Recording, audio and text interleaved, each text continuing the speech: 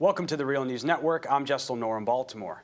In breaking news and what's being called a stunning defeat for President Obama, House Democrats have voted down the president's signature trade deal. The 126 to 302 vote against the Trade Adjustment Assistance, or TAA, throws the passage of the entire Trans-Pacific Partnership, or TPP, in jeopardy. A new vote has been scheduled for Tuesday. Critics had argued the entire deal was shrouded in secrecy and, for example, compromised the ability of nations to implement environmental regulations if those regulations conflicted with profits.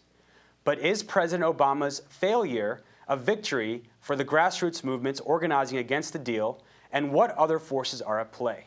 Well, now joining us to discuss all of this is Stephan Lefebvre. Stephan is a research assistant at the Center for Economic and Policy Research, or CEPR. Thanks so much for joining us. Thank you for having me. So can we start off by just getting your reaction to this news, this surprising news that this vote did not go through, because there was a lot of movement just in the last few hours before the vote and in the last few days, which kind of turned the tide. Absolutely, absolutely. So I think it's definitely a victory, as you said, for grassroots and also for the union movement. I think that the AFL-CIO helping to coordinate 100% of the unions in the country really was really significant. And what other forces are at play here? Because, it's normally if it's just grassroots movements and even unions that are opposing something, that's not necessarily enough to change the game. Right. I think that we saw some of those things coming into play with the minority leader, Nancy Pelosi. She spoke about her commitment to environmentalism since her first days in office. And I think that coming from her district in San Francisco was really significant. The Republicans orchestrated this such that they were able to have a select few amendments kind of tucked into another bill using a procedural gimmick. And one of those, as you mentioned, was a provision saying that this could have it would limit the ability of countries to negotiate climate deals. And I think some of those amendments, things like that, really rankled Democratic leadership. And one of the promises made by supporters is that the TPP, it'll boost the U.S. economy. It will increase jobs.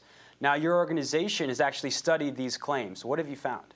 Yeah, I mean, I think even some people in the opposition would say, listen, this might grow our economy slightly, but it's not worth it because of, all these reasons, right? Job dislocation and so on. I would say that the predictions for how much it would grow our economy are really a statistical, almost a rounding error, right? It's 0.38% of GDP by 2025. That's not an annual, each year we'll get that increase. After all those years, that's how much we'll have to show for it. And trade has unequalizing effects. So those gains will go towards the top and a little bit towards the very, very bottom, which means that the average American, the average worker, will not benefit. And so another vote on this is scheduled for Tuesday. What can we expect to happen between now and Tuesday? And what kind of pressure will the president and other supporters be placing on the Democrats that voted against this? Right. There's a lot of spin. There's a lot of spin from the White House. The White House is saying that, this is a success because the hard part was going to be Trade Promotion Authority, fast track, and that got a majority of support. But the Trade Adjustment Assistance, TAA, was voted down, like you said, 302 to 126. And that's a number that they're going to have to change, right? They're going to have to change. They're going to have to get 126 yay votes all the way up to more than 217, right? It's an uphill battle. We have defeated fast track for today. They're going to try to do it again Tuesday. They're going to try to wheel and deal. But honestly, there's also a track record. There's a track record every time these votes come up for fast track, for China, permanent normal trade relations. And these deals that representatives make, they are not followed through.